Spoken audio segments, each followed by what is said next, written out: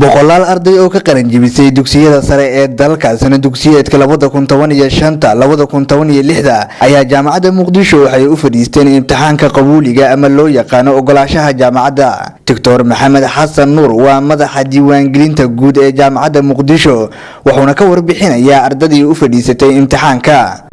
ugu dambeyn qaybtii koowaad ayaa maanta imtixaanka u fadhiisatay waxaan u fadhiisteen 9 kuliyadood iyo 29 takhasus ay u fadhiisteen.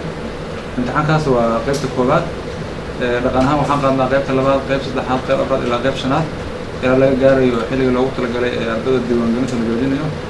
hadda u jeedaan arday badan ayaa fadhida oo isu qoraysa inay jaamacadda iyadoo imtixaankii koowaad u dhacay ay haddana sii qorayaan.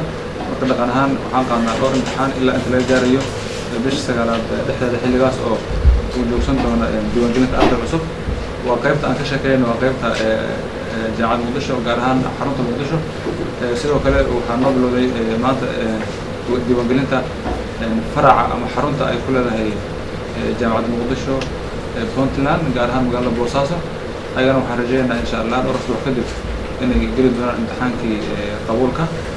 saas darteed maanta marka waxaan dabaaldegaynaa ama aan maanta soo aragnay imtixaankii sana dugsiyeedka 2015-2016 qaybtii koowaad. ana marka ka faa'iideysanay munaasabadan waxaan u hambalyaynaa dhammaan ardayda Soomaaliyeed ee kasoo baxday dugsiga sare ee jaamacadaha dalka oo dhan iyo kuwa dibadda aadaysa. gaar ahaan waxaan is hambalyaynayaa ardayda dugsiga sare kasoo baxday ee dooratay jaamacadda Muqdisho inay doorteen way ku baahantiin waan u hambalyaynaa.